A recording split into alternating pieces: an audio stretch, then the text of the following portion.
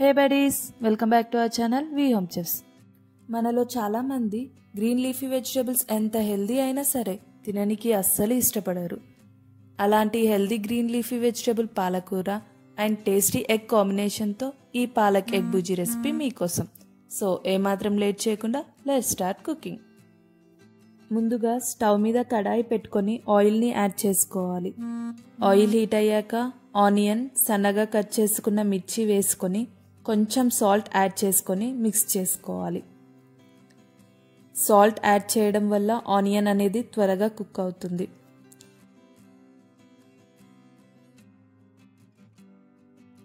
మూత పెట్టేసి ఆనియన్ని మెత్తగా కాకుండా ఒక 2 minutes కుక్ చేసుకోండి, సరిపోతుంది. చూడండి, ఆనియన్ ఇలా కుక్ అయ్యాక 1/2 స్పూన్ పసుపు యాడ్ చేసుకొని కలుపుకోవాలి. తర్వాత సన్నగా కట్ చేసుకున్న పాలకూరని యాడ్ చేసి కలుపుకొని ఒక 2 minutes ఉడికించుకోవాలి. పాలకూర సాఫ్ట్గా అయ్యాక జింజర్ గార్లిక్ పేస్ట్ వేసుకొని పచ్చివాసన పోయే వరకు ఫ్రై చేసుకోవాలి. ఇప్పుడు 1 tablespoon కారం, 1 teaspoon coriander powder, 1/2 spoon masala వేసి కలుపుకొని మూత పెట్టి ఆయిల్ పైకి తేలే వరకు ఉడికించుకోవాలి.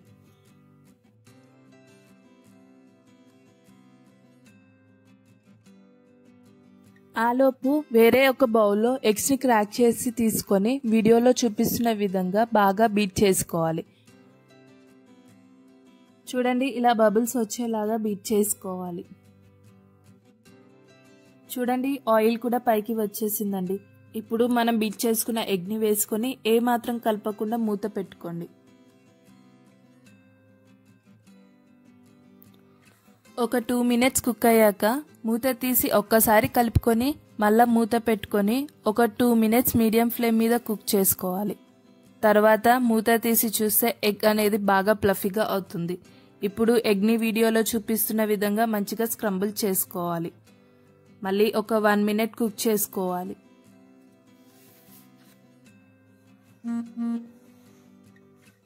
లాస్ట్లో కొత్తిమీరని మాత్రం మర్చిపోకుండా యాడ్ చేసుకోండి. అంతే అండి, టేస్టీ పాలక్ ఎగ్ బుజ్జి రెడీ. ఈ రెసిపీ చపాతీలోకి సర్వ్ చేసుకొని తింటే జబర్దస్త్ ఉంటుంది. హెల్దీకి హెల్దీ, టేస్టీకి టేస్టీ. ఒక రెసిపీలో ఇంతకన్నా మనకేం కావాలి చెప్పండి. సో తప్పకుండా ఈ రెసిపీని ట్రై చేసి టేస్ట్ ఎలా ఉందో కామెంట్ చేయండి.